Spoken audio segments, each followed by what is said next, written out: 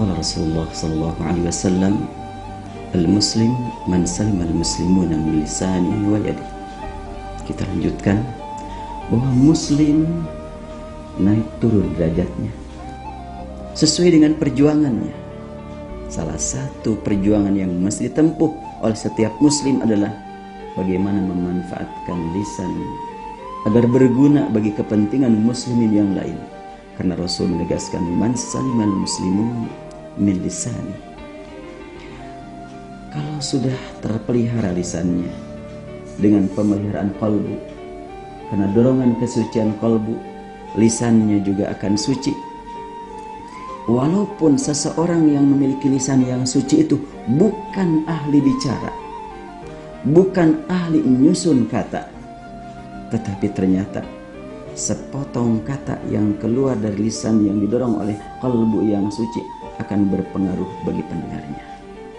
Sebaliknya, banyak perkataan yang disampaikan, susunan kalimatnya bagus, tapi ternyata bukan keluar dari lisan yang bersih akibat kesucian kalbu, maka hanya terdengar di telinga, setelah itu mental, tidak punya makna. Mungkin kita semuanya pernah mengalami hal itu. Mendengar seseorang menyampaikan suatu nasihat, pendek nasihatnya, tapi terbawa sampai ke rumah. Sebaliknya, ada orang yang berpidato demikian panjang, lama, menggunakan ayat Quran, menggunakan hadis, tetapi dia keluarkan bukan dengan kalbu yang suci, bukan dengan lisan yang bersih, kurang mengena dan kurang membekas.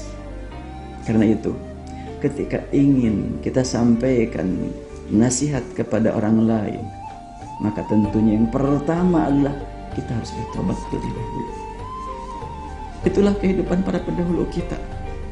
Ingin menyampaikan pengajian, ingin menyampaikan nasihat kepada orang lain, sujud dulu, nangis dulu menghadap kepada Allah, membersihkan kalbu. Sehingga khutbah Jumat yang hanya disampaikan pada waktu 15 menit, tapi membuat jamaah betul-betul tenggelam dalam isi khutbah tersebut. Ada orang yang tabligh sampai 2 jam, yang terbawa ke rumah cuma guraunya, cuma candanya. Sungguh sayang sekali waktu terbuang-buang. Langkah apa yang masih kita tempuh?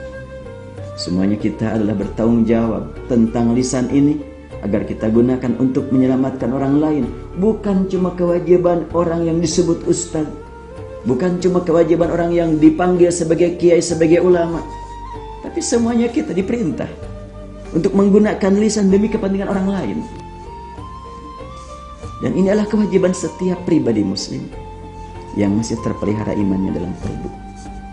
Karena itu, kalimat hadis tadi, al-muslim man salimal muslimun min lisani.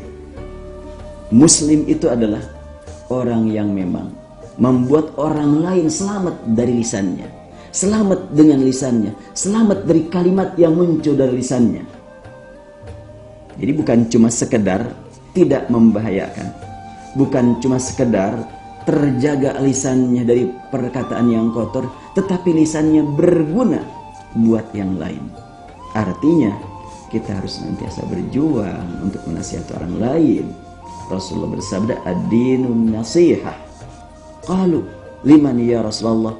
Qala lillah wa kutubihi wa rasulihi wa a'immatil mu'minin wa ammatihim. Rasul bersabda, agama adalah nasihat. Sahabat bertanya, buat siapa ya Rasulullah?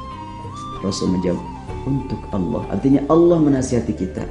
Untuk kita, artinya Al-Quran ketika dibacakan menasihati kita. Untuk Rasul, artinya Rasul senantiasa kehidupannya adalah menasihati kita. Dan a'immatil mu'minin, para pemimpin muslimin, para pemimpin orang yang beriman, wa ammatihim, dan umumnya masyarakat muslim, harus senantiasa berjuang untuk memanfaatkan lisan demi keselamatan muslimin muslimat. Inilah tugas kita pribadi masing-masing, dan kita akan diminta tanggung jawab di hadapan Allah nanti di akhirat, bagaimana kita memanfaatkan lisan ini. Semoga Allah berikan kepada kita kemampuan memanfaatkan lisan sesuai petunjuk Rasulullah sallallahu alaihi wasallam. Ghafarallahu li wa lakum walhamdulillahi rabbil alamin. Assalamualaikum warahmatullahi wabarakatuh.